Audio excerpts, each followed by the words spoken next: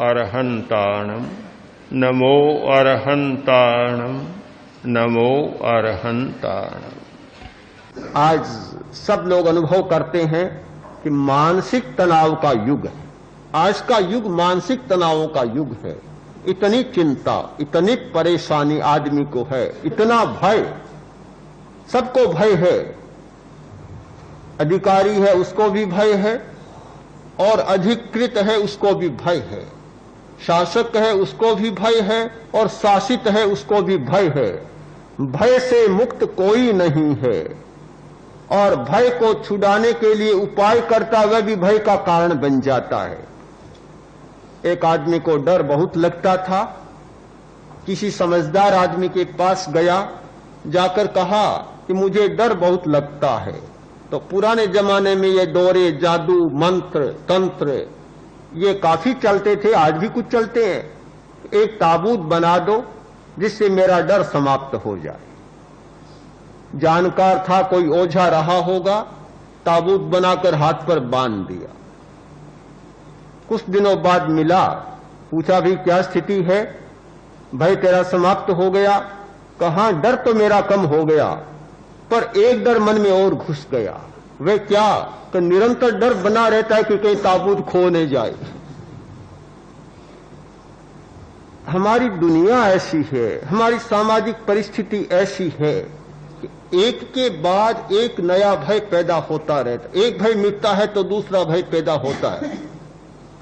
आदमी के मन में भय है कि बुढ़ापे में क्या होगा, यदि पूरा धन संग्रह नहीं हुआ तो बुढ़ापे में क्या होगा, बीमारी में क्या होगा, सामने वह स्थिति आ रही है क्या होगा, ये क्या होगा, ये बात कभी मन से निकलती नहीं। और बात व्यावहारिक भी है, सोचना अनावश्यक भी नहीं मानता, हर आदमी को सोचना पड़ता है। पर आप थोड़ा अंतर करें कि चिंतन करना और चिंता करना बिल्कुल दो बातें। चिंतन और चिंता दोनों एक नहीं है। चिंतन एक जीवन की आवश्यकता है, और चिंतन जीवन की बीमारी है। चित्ता, चिंता और चिंतन तीनों का बराबर योग है। चिंतन भी जब सीमा से अतिक्रांत हो जाता है, सीमा पार कर जाता है, तो चिंतन चिंता बन जाता है, और चिंता जब बहुत बढ़ जाती है तो चिता बन जाती है। मृत्यु का सबसे बड़ा कारण, अकाल मृत्यु का सबसे बड़ा कारण है चिंता। आज के युग में यह हृदय अवरोध की बीमारी, हार्ट अटैक और हार्ट ट्रबल, हार्ट फेल की बीमारी बहुत बढ़ी है। उसका एक बड़ा कारण है चिंता। आदमी इतना बोर रहता है, इतना बोधरिशन है कि हर समय चिंता से ग्रस्त रहता है, और उस चिंता ने हृदय पर इतना दबाव डाला है कि आज छोटे छोटे व्यक्ति भी असमय में चले जाते हैं। चिंता है तो चिता की तैयारी हो जाती है। तो हमें क्या करना होगा कि हम चिता का इलाज नहीं कर सकते, अनिवार्य घटना है। चिंता का इलाज भी नहीं कर सकते। कोई आदमी यह सोचे कि मैं चिंता न करूं, चिंता को मिटा दूं, यह भी असंभव बात। हम उसका इलाज नहीं कर सकते। हम इलाज पहली स्टेज में कर सकते हैं। जब तीसरी स्टेज में बीमारी चली जाती है तो बड़ी कठिन हो जाती है। कैंसर का प्रारंभ होता है तब तक तो संभावना होती है, और अंतिम स्टेज में चला जाता है फिर असाध्य जैसा बन जाता है। तो चिंतन का उपाय कर सकते हैं कि चिंतन हम उतना ही करें जितना हमारे जीवन के लिए जरूरी है। पर कुछ लोग तो ऐसे हैं कि चिंतन का सूत्र वह खुल जाता, चक्का चालू हो जाता है, फिर कभी बंद ही नहीं होता। जागते बंद नहीं होता, सोते भी बंद नहीं होता। सपने सपने सपने पर सपने, चक्का चलता ही रहता है। यह दीर्घ श्वास का प्रयोग, यह निर्विचारता का प्रयोग है, यह चिंतन को सीमित करने का प्रयोग है। यदि अच्छा अभ्यास हो जाता है हमारे दीर्घ श्वास का, तो फिर जब चाहे तब चिंतन कर सकते हैं, और जब चाहे तब चिंतन को रोक सकते हैं।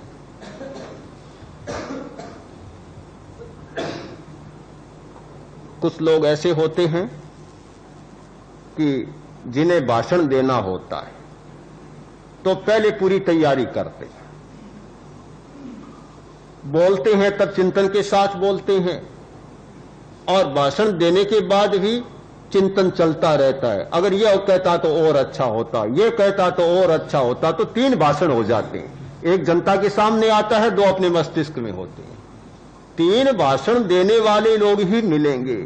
ऐसे व्यक्ति पहले भी चिंता की जरूरत नहीं, चिंतन की जरूरत नहीं, और बाद में किया और समाप्त। निश्शेषम, मैंने एक सूत्र बनाया था निश्चिंत होने के लिए कि निश्शेषम, हम कोई भी काम करें, गंभीर अध्ययन, गंभीर सोच या गंभीर प्रवृत्ति करें, तब तक पूरी तन्मयता के साथ करें, उसमें डूब जाएं। जैसे ही उठे और एक बात का संकल्प ले ले, निश्शेषम, बस काम मेरा पूरा हो गया, कुछ भी बाकी नहीं बचा, बाकी बचा ही नहीं। अब कल नया अध्याय शुरू करूंगा, नया जीवन शुरू करूंगा, नया काम शुरू करूंगा, बाकी कुछ भी नहीं बचा है।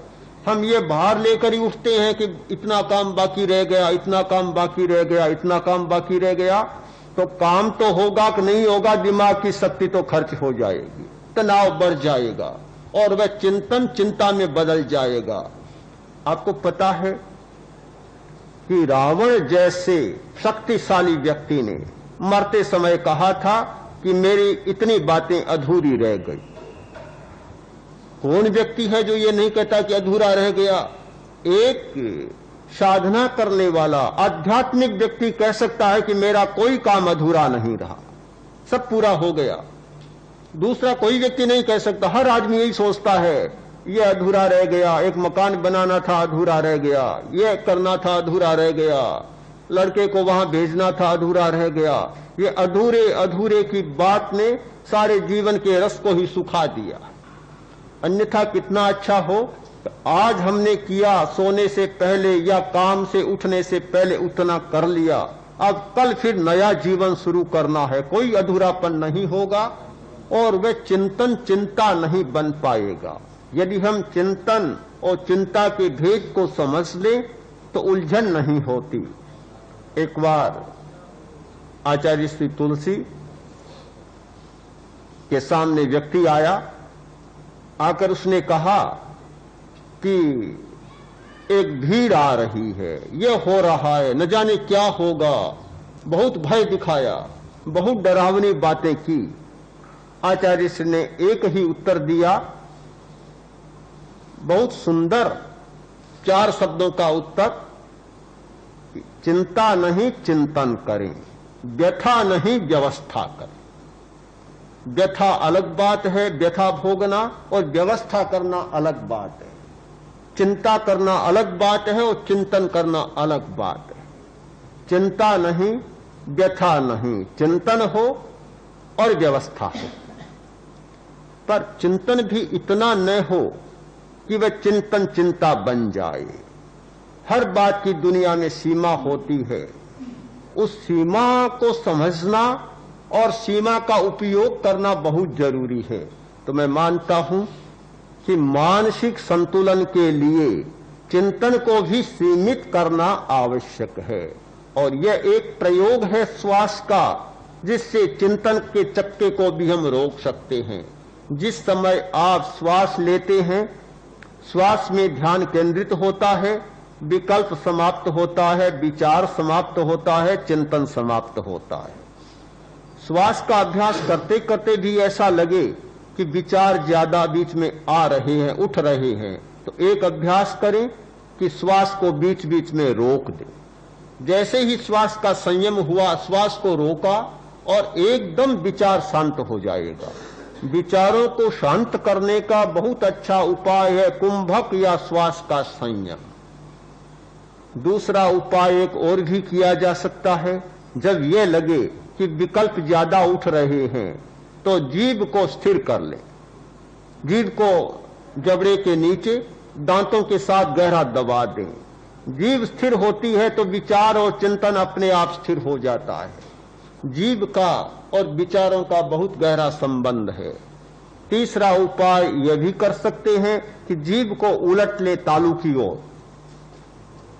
ओर जीभ को उल्टा और विचारों का प्रवाह एकदम रुक जाएगा।